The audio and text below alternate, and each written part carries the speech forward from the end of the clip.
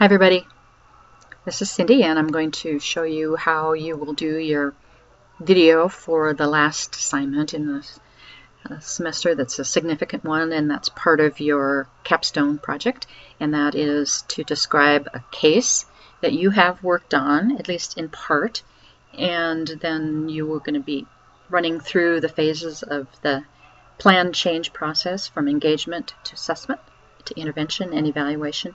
Now you may have to fill in with what some other people did, that sort of thing, but what I'm going to do is not reread to you the case study. It's the one that's in the capstone project guide, that written guide, and so we're going to talk about Melissa. So read that first. In fact, you might want to put me on hold and go back and read that and follow along with this whole case study, because we'll get to the plan. So I'm not going to talk about the theories. I'm going to talk about information, but you can tell that I'm using the theories. So this is the way I would want you to do it, all right? So here we go. So Melissa engaged in the helping process, the plan change process, voluntarily because she felt so at risk and so threatened by the abuse of her husband, and also because she just wanted to be out and to raise her children in a non-threatening environment. The trouble is she has lots of things going that are very hard for her. So we had to look at all of the things that she had as resources and any kind of strengths and assets that she had so we can build on those. She didn't identify any of them herself because she didn't see that she had strengths. She only could see the things that she had done wrong, the ways that she'd messed up. She also benefited by us taking a look at her disability and how that impacts her, so we needed to take a diversity perspective, and then that also includes one based on gender, because she is definitely, as a battered woman, suffering from something related to interaction between her husband and herself that feminists, another feminist perspective, would call a power and control issue. So we also looked at how she fits within her environment, which was not very good at all, because it's supposed to be mutually satisfying, and she was doing all the work and receiving all the abuse. And then finally, in terms of the engagement process, I wanted to talk about the following the following skills that you use. And so I had to do a lot of active listening and really pay attention and use empathy, because she needed to know that somebody was hearing her and understood how upset she was and how alone she felt and afraid. And so also tried to use any rapport building skills that I could, because this was so important to her, to know that somebody was going to walk this journey with her. So then once we established that, and she was admitted to the program, and I'm saying that this is like Missoula's YWCA Pathways program, the shelter, she and her kids are going to be able to come and live there, we engaged on more of an assessment, and we were trying to see how she thought about her problems. And we noticed that she blamed herself, not unlike most battered women, for all of the injuries that she had endured, and she also blamed herself for letting it happen to her kids, even blamed herself for the injury that resulted in her traumatic brain injury.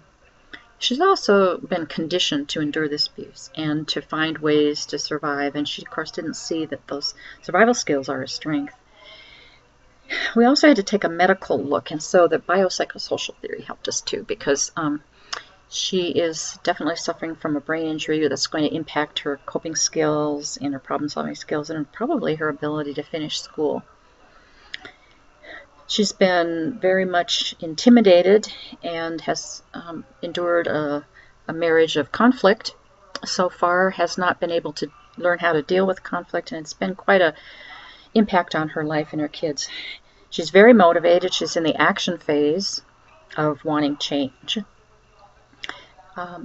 Her family is involved, her extended family, and they've tried to provide support all that they can, but that only goes so far, and it's up to her to, make some of the decisions for her life and for her children. So whatever she does is going to impact everybody else. In fact, what her husband does is going to impact everyone else too. Now, this is going to be harder because she doesn't have a strong sense of who she is, having married young and not worked outside the home, and having been kind of controlled in her relationship. And now, because of her traumatic brain injury, it's going to be even harder for her to sort of explore those identities, and because she's going to have to find a way to work and support her kids and all that.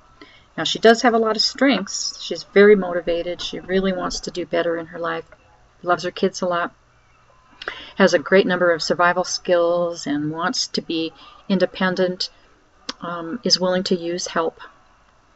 Her problems, of course, are things I've talked about already. Her brain injury, the lack of skills and education, and a husband who has been very abusive to her, and now her kids are experiencing problems as well. So in terms of the phase 3, which is the actual intervention, here's some of the models we used.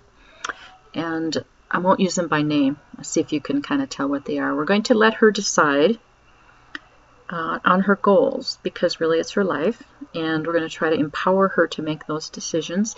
What would work for her? What would she want her life to be? What are her goals, and what services would she like? How would she like to proceed in just almost every aspect? We'll make lots of referrals and that sort of thing.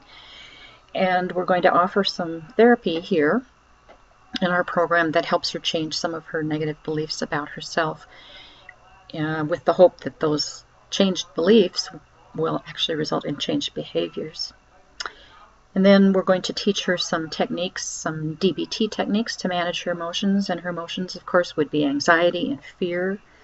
In fact, they're so overwhelming sometimes she can't do anything. So we're going to teach her techniques to deal with that, so she can proceed small step at a time. And we're going to keep her involved in making all the decisions for her life and for her kids, and so she knows that she's the one who gets to say what goes on. And then one of the things we offer here is a support group that helps people figure out how to rewrite their lives and do something new, and that'll be great because she has felt like she didn't have any control before. And then we're going to use some very structured goals and identify some tasks and actual objectives that she can achieve that will help her reach her final goals, which are a little less measurable. So here I'm not going to continue and talk about the treatment plan because you can read that, and I've already spoken for 7 minutes. So what you will do in this same assignment is what I've done. You're going to write the case study, and then you're going to write all of this out, including your treatment plan, but you're only going to have to talk about what I've talked about, the perspectives you used in the beginning, and what models you would use. You're not going to have to write about the treatment plan or how you'd measure it. And so you'll all be posting your case studies, written ones, on Moodle, so everybody else can look at them and then watch your video. So that'll take a little time, but it's going to be over 2 weeks, so I think that'll be okay. So I just want you to get the experience of talking about your case, and you don't, like I said, you don't have to use the theories. You just talk about what the theories without naming them like I did. So I hope that makes it easy for you to understand. I think I told you originally that this video that you make is going to be about 3 minutes. Looks like it's going to be more like 7, doesn't it? So something like that. Please let me know if you have any questions. I want to help you do this well, and I don't want you to stress over it. Be conversational, but be prepared to talk about sort of a summary of the plan change process with your client. Okay, see you later.